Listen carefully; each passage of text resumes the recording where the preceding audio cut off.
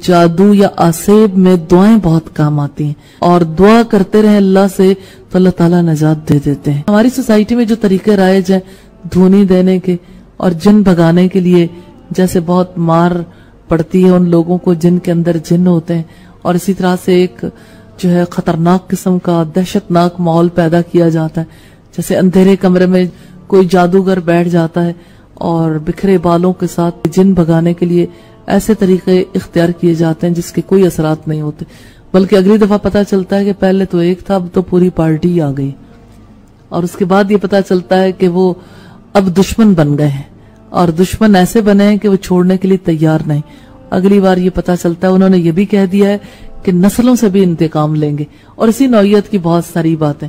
तो जो बात अल्लाह के रसूल सल्लल्लाहु अलैहि वसल्लम ने समझाई है या आपके तर्ज अमल से मैं पता चली है वो ये कि दुआ की जाए, दुआ का असर है। जो जादू के लिए दुआएं हैं वही आसेब को भगाने के लिए भी दुआएं। हज़रत अबू लैला से रिवायत है कि मैं रसूलुल्लाह के पास बैठा था, इतने में एक गंवार आया, कहने लगा मेरा एक भाई बीमार है। आपने फरमाया क्या बीमारी है? वो बोला उसको आसेब हो गया। आपने फरमाया जाओ उसको ले आओ। वो गया और उसको ले आया। आपने उसको अपने सामने बिठाया। मैंने सुना आपने सूरह अल फातिहा उस पर पढ़ी, फिर 4 आयतें शुरू की यानी सूरह अल बकरा की और 2 आयतें उसके बीच की, वह इलाहुकुम इलाहुन वाहिद, ये सूरह अल बकरा की आयत नंबर 163 है, और आयतुल कुर्सी और 3 आयतें उसकी आखिर की और 1 आयत सूरह अल इमरान की। मैं समझता हूँ ये आयत शहीदल्लाहु अन्नहु ला इलाहा इल्लाहु आखिर तक है, और सूरह अल अराफ की आयत है इन्ना रब्बकुमुल्लाह, ये आयत नंबर 54, और सूरह अल मोमिनून की आयत वमन यदउ मअल्लाहि इलाहन आखरा ला बुरहान लहु बिह, ये आयत नंबर 117, और सूरह अल जिन की आयत व अन्नहु ताला जद्दु रब्बना, ये सूरह अल जिन की आयत नंबर 3 है। इस तरह ये 10 आयतें शुरू की सूरह अस्साफात से और 3 आयतें सूरह अल हश्र की आखिरी और सूरह अल इखलास मुअव्विज़तैन वगैरह। जब रसूलुल्लाह ने ये सब कुछ पढ़ दिया फिर वो गंवार ऐसे खड़े हो गया जैसे उसे कोई बीमारी नहीं थी। ये इब्न माजा की रिवायत है 3549 नंबर पर। और इस समय ये पता चलता है कि लोग जो है वो आसेब की वजह से बीमार हो जाते हैं, ये तकलीफ लाक हो जाती, तो अल्लाह से पनाह मांगनी चाहिए और अल्लाह से दुआएं करनी चाहिए। हजरत खारिजा बिन सलक ने अपने चचा से रिवायत की कि हम रसूलुल्लाह के पास से रवाना हुए तो अरब के एक कबीले के पास है। उन लोगों ने कहा हमने सुना है कि तुम लोग इस शख्स यानी रसूल करीम के पास से कुछ खबर लेकर आए हो, क्या तुम लोगों के पास कोई अमल है? क्योंकि हमारे यहाँ एक शख्स है जो मजनून हो गया है, जंजीरों से बंधा हुआ है। हमने कहा हमारे पास अमल है। वो लोग इस मजनून शख्स को लेकर आए जो जंजीरों में जकड़ा हुआ था। रावी ने कहा मैंने उस शख्स पर 3 रोज तक सुबह शाम सूरह अल फातिहा पढ़ी। मैं थूक अपने मुंह में इकट्ठा करता फिर इसको थूक देता। रावी ने बयान किया कि फिर वो शख्स इस तरह से अच्छा हो गया जैसे कोई कैद से रिहा किया जाता। इन लोगों ने इसके एवज मुझको मजदूरी दी। मैंने कहा मैं मुआवजा नहीं लूंगा जब तक कि आपसे मालूम ना कर लो। जब मैंने आपसे मालूम किया तो आपने फरमाया मेरी उम्र की कसम, लोग झूठा मंतर करके रोटी खाते हैं, तुमने तो सच्चा अमल करके रोटी खाई। अबू दाऊद की रिवायत है 3896 नंबर पर और 3900 नंबर पर और 901 नंबर पर, जिससे हमें ये पता चलता है एक तो ये कि मजनून का इलाज दुआओं से हो सकता है, और दूसरी बात ये कि सूरह अल फातिहा से भी इलाज हो सकता है, और तीसरी बात यह है कि लोग गलत मंतर पढ़ के उस पर मुआवजा लेते हैं, तो कोई सही मंतर पढ़ के यानी सही अल्फाज सही आयात पढ़ के मुआवजा लेना चाहे तो वो ले सकता है, उसको इजाजत है। कोई ना लेना चाहे तो ना ले। हजरत उस्मान बिन अबिल आस से रिवायत है जब रसूलुल्लाह ने मुझे ताइफ का आमिल बनाया तो मुझे नमाज में कुछ ख्याल आने लगा, यहाँ तक कि मुझे याद नहीं रहता था कि कितनी रकतें मैंने पढ़ी। जब मैंने ये हाल देखा तो मैंने सफर किया रसूलुल्लाह की तरफ। आपने फरमाया अबू लास का बेटा है। मैंने कहा जी हाँ या रसूलुल्लाह। आपने फरमाया तू क्यों आया?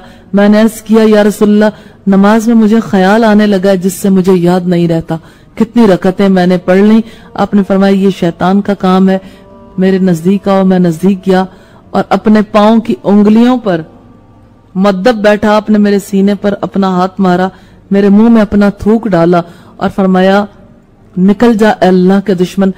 3 बार आपने ऐसा ही किया। फिर फरमाया जाओ अपने काम पर। یعنی طائف کو، عثمان نے کہا قسم ہے میری عمر کی میں نہیں جانتا کہ اس کے بعد شیطان نے مجھے بھلایا ہو یا مجھ سے خلط ملط کیا ہو، یعنی میں پھر کبھی نہیں بھولا۔ یہ ابن ماجہ کی روایت ہے 3548 نمبر پر۔ اور اس سے ہمیں یہ پتا چلتا ہے کہ آسیب کا علاج ہو سکتا ہے اور اللہ سے اس کے لیے دعا بھی کی جا سکتی ہے۔ اور حضرت عائشہ نے بیان کیا کہ بنی زریق کہ ایک شخص یہودی لبید بن عاصم نے رسول اللہ پر جادو کر دیا تھا، اس کی وجہ سے رسول اللہ کسی چیز کے متعلق گمان کرتے تھے کہ آپ نے وہ کام کر لیا، حالانکہ آپ نے وہ کام نہ کیا ہوتا۔ ایک دن راوی نے بیان کیا کہ ایک رات نبی صلی اللہ علیہ وسلم میرے یہاں تشریف رکھتے تھے، مسلسل دعا کر رہے تھے، پھر آپ نے فرمایا عائشہ تمہیں معلوم ہے میں اللہ سے جو بات پوچھ رہا تھا اس نے مجھے اس کا جواب دے دیا۔ میرے پاس 2 فرشتے حضرت جبرائیل اور حضرت میکائیل آئے، ایک میرے سر کی طرف کھڑا ہو گیا اور دوسرا میرے پاؤں کی طرف۔ ایک نے اپنے دوسرے ساتھی سے پوچھا ان صاحب کی کیا بیماری ہے، دوسرے نے کہا ان پر جادو ہوا ہے۔ اس نے پوچھا کہ کس نے جادو کیا، جواب دیا کہ لبید بن عاصم نے۔ پوچھا کس چیز میں، جواب دیا کہ کنگے اور سر کے بال میں جو نر کھجور کے خوشے میں رکھے ہوئے ہیں۔ سوال کیا اور یہ جادو ہے کہاں، جواب دیا کہ زروان کے کنویں میں۔ پھر نبی صلی اللہ علیہ وسلم اس کنویں پر چند صحابہ کے ساتھ تشریف لے گئے، جب واپس آئے تو فرمایا عائشہ اس کا پانی ایسا سرخ تھا جیسے مہندی کا نچوڑ ہوتا ہے، اور اس کے کھجور کے درختوں کے سر اوپر کا حصہ شیطان کے سروں کی طرح تھے۔ میں نے عرض کیا یا رسول اللہ آپ نے اس جادو کو باہر کیوں نہیں کر دیا؟ آپ نے فرمایا اللہ نے مجھے اس سے عافیت دے دی، اس لیے میں نے مناسب نہیں سمجھا کہ اب میں اس برائی کو خامخواہ لوگوں میں پھیلاؤں۔ پھر آپ نے اس جادو کا سامان کنگھی، بال، خرمے کا غلاف اس میں دفن کر دیا۔ عیسیٰ بن یونس کے ساتھ اس حدیث کو ابو اسامہ اور ابو زمرہ، انس بن ایاز اور ابن ابی زناد تینوں نے ہشام سے روایت کیا، اور لیث بن سعد اور سفیان بن عیینہ نے ہشام سے یوں روایت کیا ہے فی مشتن و مشاقتن، اور مشاطہ جو ہے اسے کہتے ہیں جو بال کنگھی کرنے میں سر سے نکلیں اور سر یا داڑھی کے، اور مشاقہ روئی کے تار یعنی سوت کے تار کو کہتے ہیں۔ بخاری کی روایت کا نمبر ہے 5763 نمبر ہے، اور ابن ماجہ کی روایت کا نمبر ہے 3545۔ اس سے ہمیں بہت ساری باتیں پتہ چلتی ہیں۔ ایک یہ بات پتہ چلی کہ رسول اللہ پر جادو ہوا تھا اور آپ صلی اللہ علیہ وسلم کو اللہ کی طرف سے بتا دیا گیا، اور یہ کہ جب جادو ہوا تو آپ صلی اللہ علیہ وسلم کو دعائیں سکھائی گئیں، اس کی وجہ سے جادو کے اثرات ختم ہو گئے۔ یہ بھی پتہ چلا کہ آپ کو یہ بتا دیا گیا تھا کہ جادو کن چیزوں پہ رکھ کے کیا گیا اور وہ کہاں موجود ہے۔ پھر آپ اس کنویں پر بھی گئے، لیکن آپ نے فساد کے ڈر سے ان چیزوں کو لوگوں میں عام نہیں کیا۔ اور یہ بھی پتہ چلتا ہے کہ آپ صلی اللہ علیہ وسلم نے جو کچھ وہاں سے پایا تھا، بال، خرما، غلاف وغیرہ، ان کو دفن کر دیا۔ تو جادو کی چیزوں کو دفن کر دینا چاہیے اگر کسی کے علم میں آ جائے۔ حضرت ابو ہریرہ سے روایت ہے کہ رسول اللہ نے فرمایا تباہ کرنے والی چیز اللہ کے ساتھ شرک کرنا ہے، اس سے بچو، اور جادو کرنے اور کرانے سے بھی بچو۔ بخاری کی روایت کا نمبر ہے 5764۔